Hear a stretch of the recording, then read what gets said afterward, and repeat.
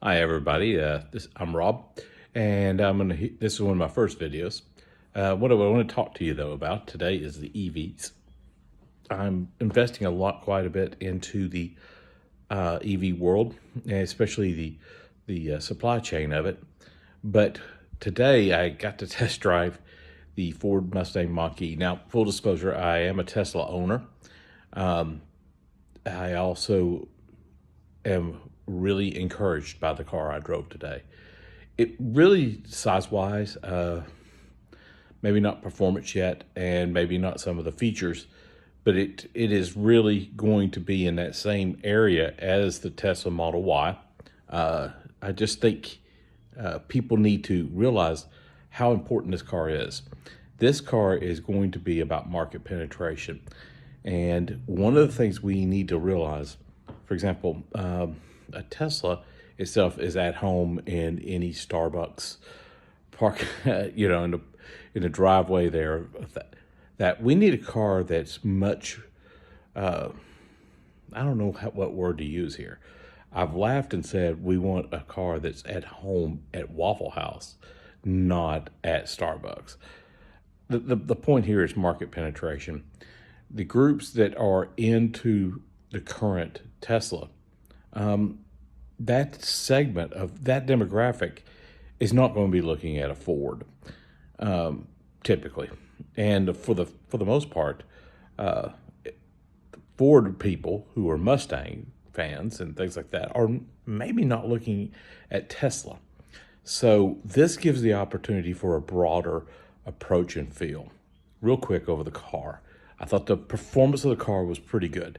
The speed was fine. The acceleration was really nice. There were some quirkinesses to the instruments itself. You still had the center console, but there was still some pieces there I didn't like yet. On the car I was there, regenerative braking was not, one pedal drive was not really enabled at first. I put that on afterwards, but I think this kind of gets back to the problem that I think Ford faces. Ford's not going to face really a big problem with that car. It hits 300 miles per hour, 300 mile range. It 0 to 60 in the 4 and 5 second segments. And hey, you know what? That's better than your other Mustangs. Just to be clear, yes, it's a 4-door Mustang. Okay, get over yourself. If the number of doors made a difference, then the Mustang should have gone to 4 doors a long time ago. This one's going to outperform all the others. There is the part that it's kind of backwards compatible to people who can't get used to the fact that an efficient engine shouldn't make noise. So you can turn on noise, and it literally makes noise for you. As a Tesla owner, I'm not I'm underwhelmed with that, but the actual drive and feel of the car was nice. It gave me a muscle car feel in an electric. Now, there was plenty of room, although I thought the leg room was a little tight. But to me, though, that car was really not bad. It was $50,000, which, really when you walk away with a long-range Model Y with a self-driving, you're probably sitting at 59, 60, 62. So the difference in price was really, okay. I mean, it was comparable. I thought for the most part, though, the thing that startled me most was that I knew more about the car than the salesman. That's not to say the salesman's wrong, but the salesman is used to selling F-150s, other Mustangs, and cars like that. He was actually kind of surprised when I was showing him features. This was, the fact is that Ford needs to get those cars in the hands of customers, sure, but they need to get those cars in the hands of their salesman. Salesman needs to understand that the best cars on their lot aren't that Mustang out there, the GT. That's their dinosaurs. And once they start to do that, this car will pass those up. He said that they've run into people saying, four-door Mustang is stupid. Well, yeah, okay. But Porsche has made that change. There's a rumor Corvette will make that change. So, in all honesty, what does two doors matter? I think that's just going to be some resistance with tradition. But the car itself was still had all the reminiscences of Mustang. But to me, the most important thing in looking at UGM, they were able to put a major piece of their technology, their branding, that Mustang on the forefront of their electric deal. That Spark is an embarrassment. It may perform well, but let's face it, there is nothing exciting about the Spark. Nothing. It's an absolute nightmare. Why should you have to put yourself in a toaster with wheels when you actually can have a car that's fun to drive, has plenty of room, and it's at the same price point? So again, these facts that I'm talking about here, these need to be in the dealer's hands. Dealers, if you're not sitting there going and getting intimately knowledgeable about this car, then you need to figure out what you are going to do in life, because you make a difference. And this is to the Tesla fans. If we make this penetration here, and what this does is this makes the whole idea of EVs more positive to many people on the planet, especially in the muscle car community.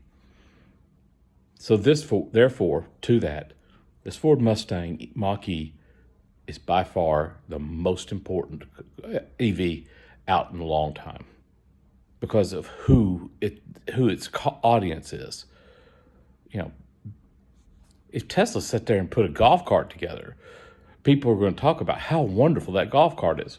May have been great quality, but it's going to be the same people who are talking about how good the Model S is, how good the Model Y is, how good the Model 3 is, and how good the Cybertruck is, and how good the X is. All right? Not new groups. This is a new audience, and this makes EVs mainstream. I personally, again, I implore Ford to take time to get your dealerships aligned, because right now they're not. They think that the biggest car that you have coming out is that Bronco. And that Bronco is nothing, it's neat, but it's not. Until it's electric, everything becomes old-fashioned. And we're looking at a question here to all the auto dealers out there. And I'm speaking to you as someone who's buying Ford stock, because it's just a great stock to have. They pay dividends. But B, I'm really excited about Ford's commitment here. I know Marano has talked about the fact that, hey, I'm not excited about that. I'm excited about the Rivian. You're missing a point. You're missing a point, Sandy. Truth be told is if this everything else has been on order, you have qualified customers, qualified desire for those vehicles. They order them online, they get them another way. This is the first true viable vehicle that's desirable, because the Spark's not desirable. The Leaf wasn't super desirable. This is the first one through auto dealerships of American branding. Guess you could say the Audi, but again, American branding. This becomes an iconic vehicle, iconic branding done there. So again, I'm hoping I'm making myself clear.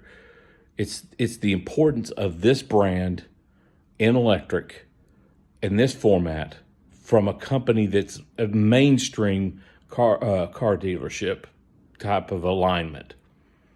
And most importantly, it's from a company that, as Elon pointed out the other day, is the only one that hasn't been bankrupt. Okay, so we want this. We need this.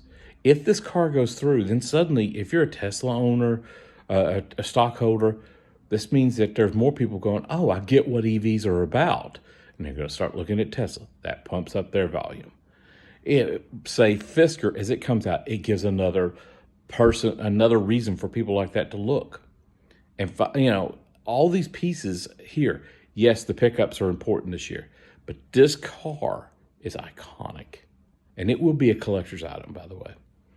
Those models of that 55,000 or whatever they're making this year, those cars are collectible. And I'm not going to collect one, but I don't collect cars, and I have enough cars otherwise. But I would recommend the car. I'd recommend the stock, although this is not really stock advice. If you found this information helpful or interesting or anything like that, hit the like button. I'd appreciate it. I'm just getting started, and the more likes, apparently it helps this get out there. Thank you very much. Have a great day.